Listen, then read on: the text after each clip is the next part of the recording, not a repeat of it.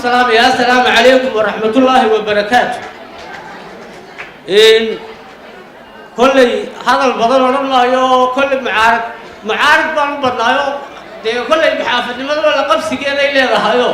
ده ترى وخسي تحدي يا وحلاها وراه هدي عن مال خير نعانة ده يقول قال إن المحافظ هذا الخطيب غير ربنا الله يقول أفضل له هاي إن وحرمات هالكل وشيء يا taageerayaashaydi iyo asxaabtaydiiba inaan xisbigii u cid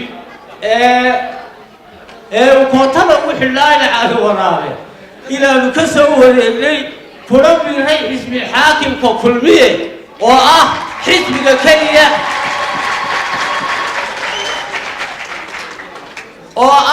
xisbiga keliya ee aan u aragnay haddii aanu lahay garabka guusha qaranka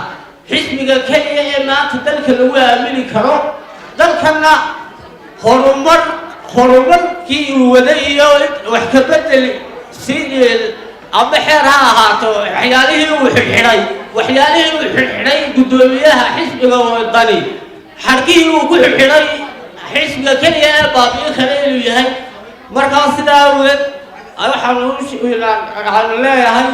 maanta wixii ka dambeeya muruq maal iyo waxaan gelin doonaa xisbigan haddii ilaahay yidhaahdo hadalkaas oo sii badin maayo anigii sii cudur daartee saaxiibkay aadan baan midkiga daba tegayaayo waxaan leeyahay dee aadana annagu waxaan ku haysanay inaad macaaridnimadaas uleesho war noo dhuumatay berigii hore dee waxaad nagu qaladay intaa kulmiyanimade inaad noo sii sheegtaaba inaanu ka sii taxadidnaanu idhaahno dee aan la sii qabsanay wasiirta hadalkaga baxaya wasalaamu calaykum waraxmatullaahi wabarakaatu.